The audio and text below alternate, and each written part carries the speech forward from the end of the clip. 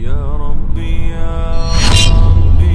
إني أسألك العفو عني ولم يخب فيك ظن. چې کله یو تن شهید شي نو د روح له الله د شنو مارغانو شکل ورکي او د جنت کې ګرځي او چرته کینی او چرته پاسی او کم نعمت نه دی خوري دته اجازه او چې کله ستړی شي نو آرام له چرته راشي د الله د عرش په سوري کې آرام کوي. الله دې موږ ته د درجه را نصیب کړي. آرام چرته کوي د الله د عرش په سوري کې آرام کوي. حضرت جابر رضی اللہ عنہ نے روایت تے جابر بن عبداللہ پلار میں شہید شو یہ بڑے رضیات خفاؤں نبی مہربان صلی اللہ علیہ وسلم یوزل تپوس کئی کہ جابر اولی خفائی نور رونا خویند میں واڑو ڈیرو فواڑو زوم به سربرا پاتې شو. وی ما چې جی پلار می شهید شو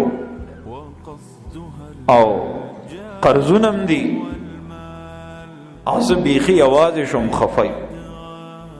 وی نبی علیہ السلام ما ته وفرمایل چې ته خبرې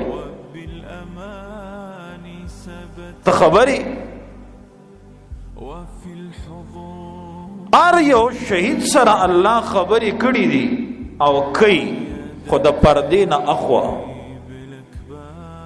او ستا پلار چې کله شهید شو نو الله ژوندی کو او ځان ته مخامخ ودرولو او مخامخ په مخامخ ورسره خبرې وکړي.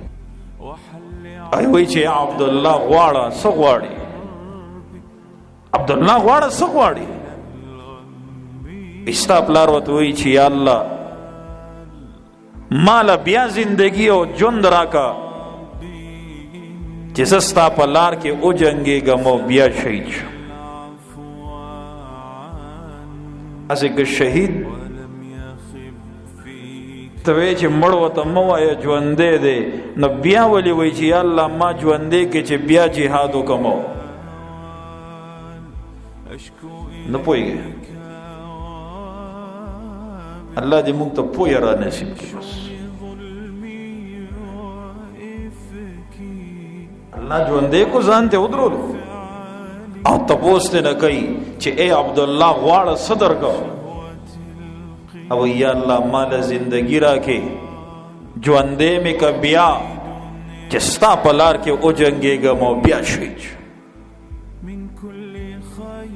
الله رب العزت ورته وفرمایل چې دا زما قانون نه دی لہذا فیصله شوې ده څوک چې راغلي دي هغه واپس بیا نه دي تلو. نبی علیہ السلام فرمایي یو جنتیم داسې نشتا چې هغه دا دوباره تمنو کی چې الله ما واپس دنیا ته ولېږه ما سیوا د شهید نه چې شهید و یا الله بیا مې ولېږه دنیا ته چې جهاد وکم او بیا شهید شم.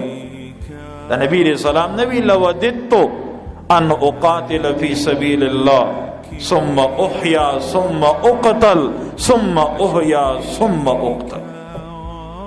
زه د دې خبرې سره ډېره مینه کوم. نبی علیہ السلام فرمایي چې زه د الله په لار کې ووجلی شم بیا ژوندی شم بیا ووجلی شم بیا ژوندی شم بیا ووجلی شم.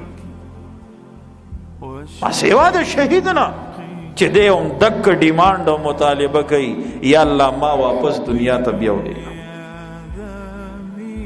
بل احیاء وی نبی علیہ السلام چې دا خبرې وکړې بس زما ډېره زیاته تسلی وشو.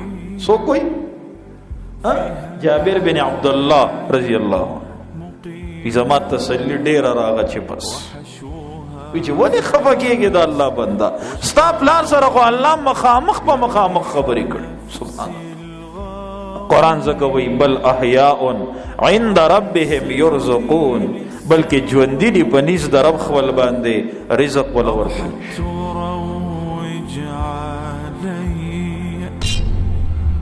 قصدها الجاه والمال.